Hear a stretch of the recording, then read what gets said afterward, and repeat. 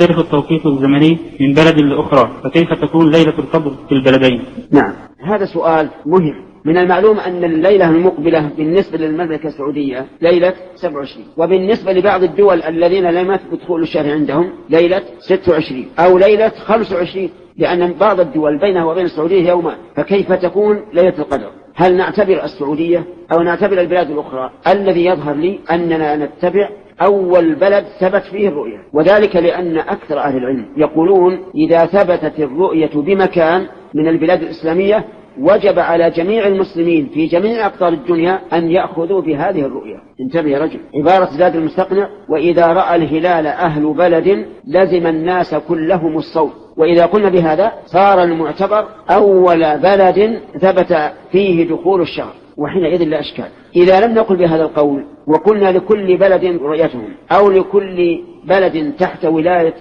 خاصة فله حكم نفسه. فالظاهر لي أن المعتبر في ذلك بلاد الحرمين، لأن مكة وصفها الله بأنها أم القرى، أي مرجع القرى، لأن الأمة في الأصل المرجع، كما قال تعالى: يمحو الله ما يشاء ويثبت وعنده أم الكتاب. فإذا كانت الليلة ليلة 27 بالنسبة لمكة فهي ليلة 27 وهي ليلة القدر، ولكن الآخرين لا يحرمون فضلها، لأن إذا كانت الليلة 27 في الحجاز مثلا فهي في الأخرى تكون ليلة 26. ما في مانع أن تكون ليلة القدر عندهم ليلة 26. المهم أن الليلة واحدة، ما يمكن تتعدد. ليلة القدر واحدة، لكن ما المعتبر؟ نقول حسب ما يظهر لنا من النصوص أن المعتبر إذا لم نقل بوجوب الصيام على كل بلد إسلامي إذا ثبت الرؤية في بلد، فالظاهر أن المعتبر بلاد الحرمين مكة. ولا ضرر أن تكون ليلة القدر في 27 هنا، وفي 26 بالنسبة لمن تأخر صيامه عنا، وفي 25 بالنسبة لمن تأخر يومين. نعم. ഒരു നാട്ടിലെ കാലനിർണയം മറ്റൊരു നാടുമായി വ്യത്യാസപ്പെട്ടാൽ ആ രണ്ട് നാടുകളിലെയും ലൈലത്തുൽ ഖദർ എങ്ങനെയായി?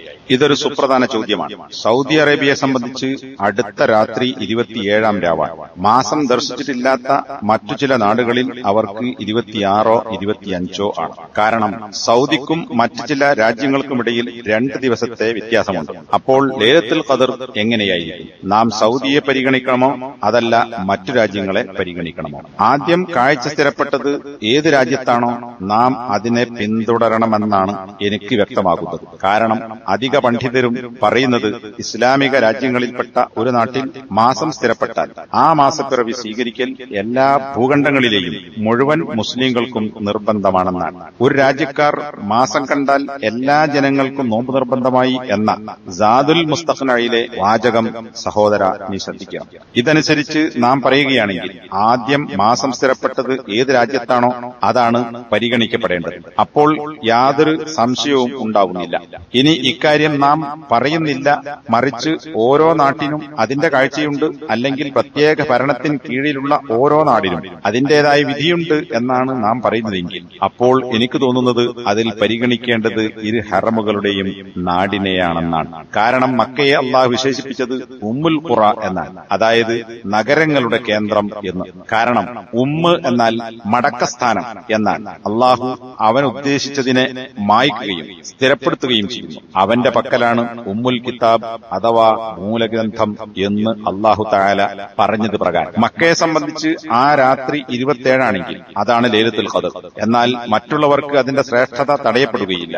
ഉദാഹരണമായി ഹിജാസിൽ ലൈലത്തുൽ ഖദർ 27 മറ്റു രാജ്യങ്ങളിൽ അത് 26 അങ്ങനെയാകുന്നതിന് യാതൊരു തടസ്സവുമില്ല. നിശ്ചയം ലൈലത്തുൽ ഖദർ ഒറ്റൊന്നാണെന്നത് സുപ്രധാനമായ കാര്യമാണ്. അത് എണ്ണമറ്റതാവുക എന്നത് അസാധ്യമാണ്. അതെ, ലൈലത്തുൽ ഖദർ ഒന്നേ ഉള്ളൂ.